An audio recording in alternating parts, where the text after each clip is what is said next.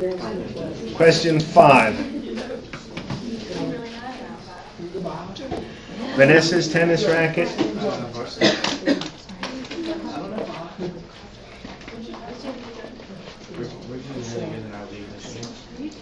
I can't show you the important part about solving this problem.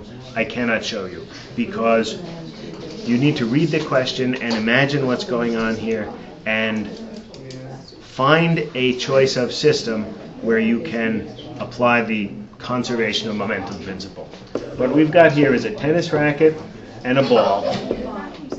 The ball is coming in with some known initial velocity, and we know the force of the racket on the ball. That's a known quantity.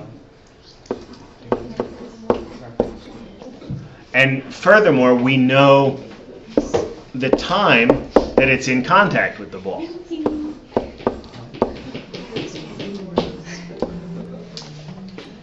So the known velocity of the that is delta. This is delta t. Yes. I know the mass of the ball.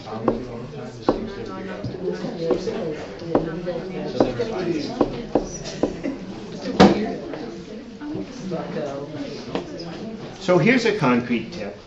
If you simply draw a sketch and label the known quantities, what I'm seeing here is that I know the velocity, I know the momentum of this object because I know its mass and its velocity.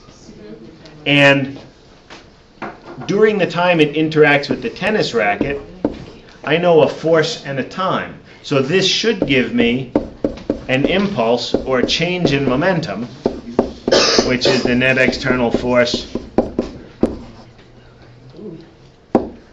times the time interval.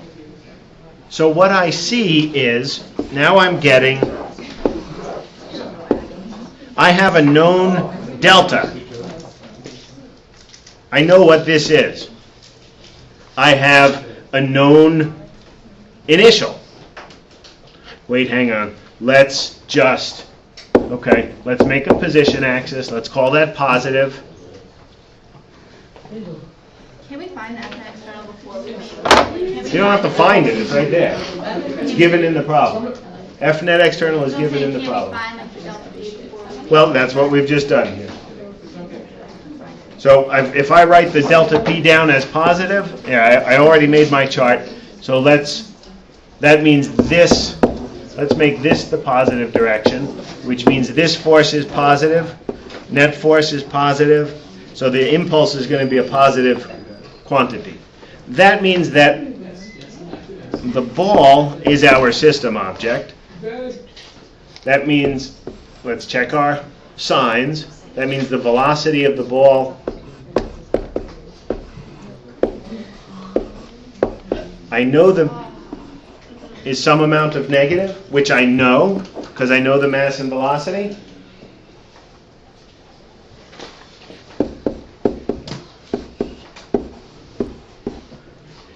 That means if I add the momentum of the ball initially to the change in momentum, I get the final momentum of the ball.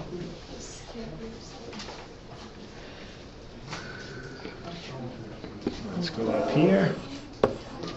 Momentum of the ball, final, equals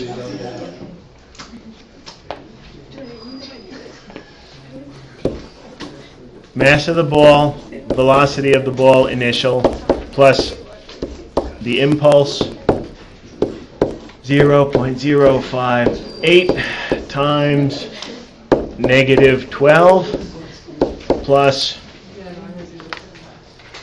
the impulse, which is this expression,